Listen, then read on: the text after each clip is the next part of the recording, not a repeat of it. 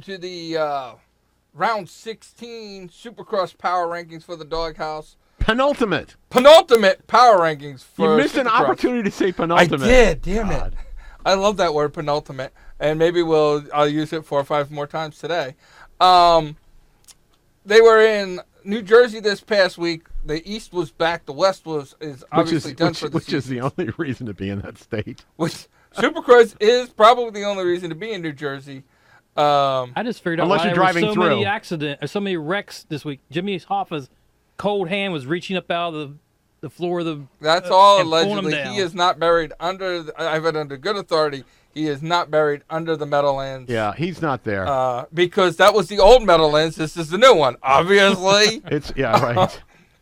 So this is now MetLife Stadium, not the Meadowlands, not the old Giant Stadium. In the 250 classes, a guy who's been we talked about on the show, who's coming up in our number 5 spot is McElreth. And McElreth is a rider of the future. While his weekly finishes and stuff don't always reflect where he is in our power rankings, he is definitely looking strong, and he's an up-and-comer. And he might not be on our 250s at all next year. I got a feeling we might see him get an opportunity in 450s. I think based on his performance this past weekend, there's a good shot, because there's some teams out there who've got some riders on them who, although they try, aren't able to perform, and he proved that he can. And we're talking about guys that have been on 450, some cases for years. Yes. And he gets his first ride on a 450, and I don't remember, he came in 12th to 13th. 11th, I believe. 11th. I mean, and his performance, he rode every one of the preliminaries and was very, very respectable for his first ride on a 450. Working it hard. I think you gotta believe he's headed to a 450, which was it's tough to do that. If unless you're a champion at a 250s, it's very, very hard. There's not a lot of rides that come up in 450s for a 250 guy, especially unless you're winning the championship, because you got East and West. So there's right. And you got a couple of guys that are winning East and West, and one of which who's got a certain. Say the word. Thank you. Certain ride in 450 next year, and that's Marvin Musquin, but you still got Webb out there and Bogle out there who don't. So, And Bogle didn't get a bump up last year. Exactly. Remember, Yes. I told you guys, if you don't get the bump up the year you win the championship, you got a problem. You do. got a problem. Number 4 on our power rankings is Savacci. Savacci has just looked really good at the end of the season. He has come on pretty strong.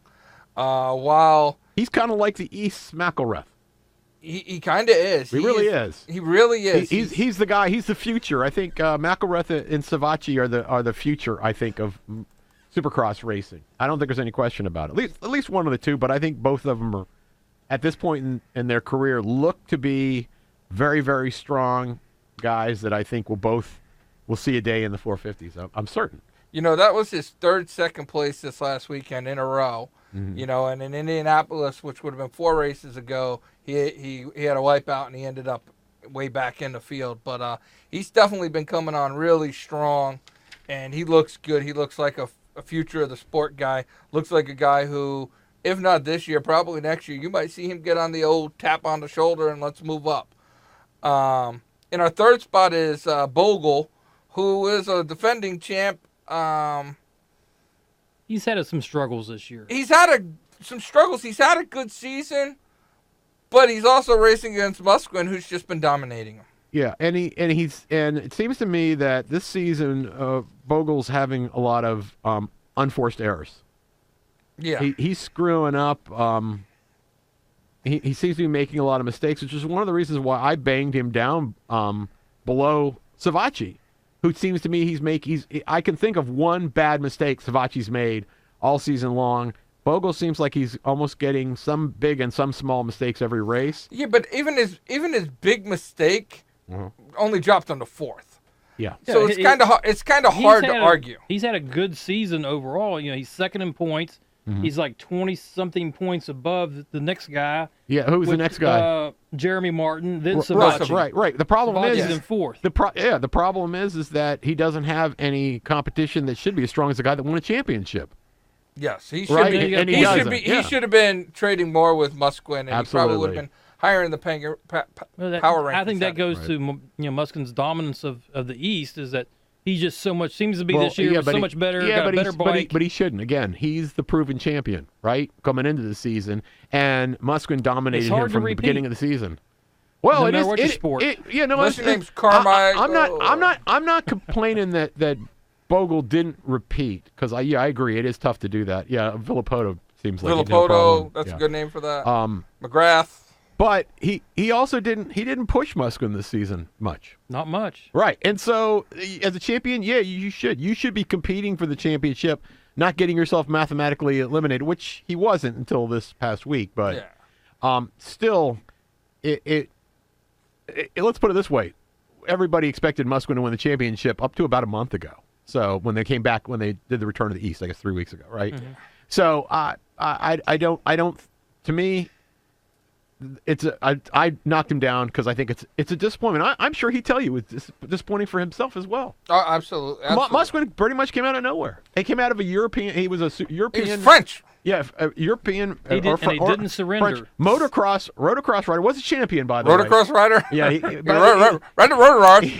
was a motocross champion in Europe. So it's not like he's not chopped liver. No, he's no chopped liver. He might be like duck confit. But apparently, I'm sure that Bogle would like to see him made into chopped liver. Probably.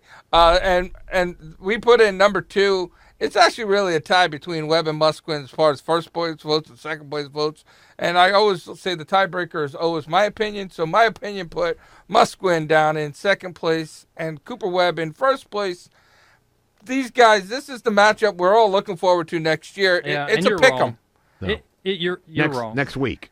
Next week. I'm sorry, next week. Not next year. Maybe next year too, but we don't know that. Maybe yet. next year too, but next week is going to be the decision on the pick 'em. I think Webb takes it.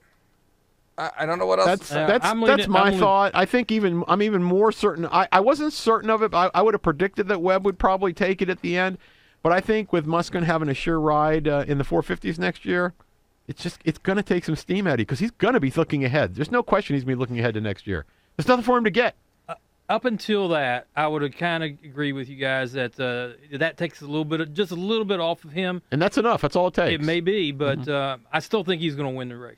Musquin. Plus, Musquin. Webb is going to have Malcolm Stewart out there running blocker. Yep, even though exactly. I mean, Malcolm Stewart can wreck people. Right. I mean, that's what he does. Oh, yeah. But no, that's definitely what I see. So I see the next race is going to be Webb is going to have to fight through Bogle, Martin, and Savacci, and Musquin's just going to get out there and run him down. Maybe, but based on Bogle's performance, I think Bogle will be chasing. Would be my guess. Will be chasing Webb. Yeah, you got a point there. I do not see that happening. Moving on to the 450s. Coming in the old number 5 spot is Andrew Short. And, here's a guy who might not be having the world's best season. Oh, I'd say he's having a disappointing season. He's having a disappointing season, but lately he's been doing okay. Yeah, that's unfortunately. And that's the best Unfortunately, the talent at the top is so strong in the 450s. You don't have to go very far down there before it gets kind of, meh. Yeah. Right? And Met starts at about 3rd spot. Unfortunately, it does. So Andrew Short is sitting there in the number 5 spot in our power rankings. It really kind of was a pick 'em with some other people mixed in there too. Number 4 spot was Blake Baggett, and that seemed to be a lot of people's choices. Not everybody, but Blake Baggett, who has been better. He's got a 4th and I believe a 6th in the last 2 races. I think what's really benefited both Baggett and Short is the fact that Roxon, Kennard, and all these other guys are no longer racing, and they're actually getting to at least appear that they're running well because they're finishing better. And Millsaps, Millsaps, right where they're finishing, right. That was Millsaps who lost his ride and didn't race this week. Right. Which is still a little baffling to me. It is quite baffling. Why don't you keep the guy for the last 2 races? That makes no sense to me, Kawasaki, unless there was something majorly wrong. Something must have happened that they're not releasing. Yes, that's kind of what I'm thinking. He had sex with the vice president of Kawasaki USA's daughter. Or Ken. That would disqualify. That would disqualify you forever. from anything. Cole Seeley takes the number 3 spot. That's pretty much where he spent the season. That's where he's going to finish the season. And that's a fair. I think that's a fair ranking of Cole Seeley. Yeah. I mean, he's a guy's capable of winning races. Definitely capable of being on the podium. Yeah, and he's had plenty of podiums. And it's in not a his problem. rookie season, he's done extremely well. Yeah. Yeah, but he was. I think he was ranked to be a lot higher in the 450s when he was coming out. Everybody knew he was coming out. Well, I thought so. Well, I would have. Again, you guys have been doing this a lot longer than I have. But he came up with Tomac, right? They came up at the same time, right? 2 years ago together. Yeah. So I don't think this was his first year at 450s. No, I think it's his second year, isn't it? I think it's his second. Well, he won a championship, so. Yeah. Well, we'll see. So coming up in the second spot is Tomac, who the beginning of the year cost him a fight for the championship. And he was inconsistent till probably Indianapolis. I mean, he had good weeks, he had bad weeks, he had good weeks, he had bad weeks, he had good weeks, he had bad weeks. The problem was Ryan Dungey just had all good weeks. Right, and Ryan Dungey just had all good weeks. And, the last 5 races, he's got 2 wins, 2 seconds, and a third. That's nothing to sneeze at. I think, hopefully, Tomac has figured it out, and next year he'll be consistent. He's got 3 wins for the season. He's your number 2 winner. He's second in points. He has to find a way for Ryan Dungey to retire. He either needs to find a way for Ryan Dungey to retire, move on, or he needs to hold this consistency of first and seconds that he got and hope that that's enough. And hope that Dungey can't perform at the same level next year. Or Dungey has an injury or whatever, but he's also got a problem. He's got a problem in that Roxon and Kennard are going to come back. Yeah, but, sometimes you never know how people come back from injuries. That's true. Our number 1 spot is Ryan Dungey, who... How can it not be? Yeah, that's pretty much the way that goes. The guy's just been dominating all year. In the last... you got to go all the way back to San Diego, where he wasn't on the first and second spot of the podium, for a whopping third there. And it was the first race of the season was his worst finish, which was a 4th. The guys looked phenomenal in Las Vegas. Even though he's got nothing to race for, I can't see him not winning. Yeah, he had nothing to race for this weekend, and he's had nothing to race for a couple weeks. I was going to say, I think he as well as he did this week, was pretty impressive. Even though Eli Tomac took the win, he still had an amazingly impressive performance. So and that kind of wraps that up for the season. So just a quick recap in 5th for the 450s was Short, 4th Baggett, 3rd Sealy, 2nd Tomac, 1st Dungey. If you disagree, put up something on our Facebook page. We'd love to argue and yell at you and tell you you're wrong. If you do agree, tell us we're right and that you loved it. Make sure you subscribe. Check out the other show. Check out the main show and tell your friends, share, and all that good stuff. We'll be back next week to wrap up Supercross, and we're going to take a couple weeks off till motocross starts. We do still have our MotoGP and our World Superbike Power Rankings.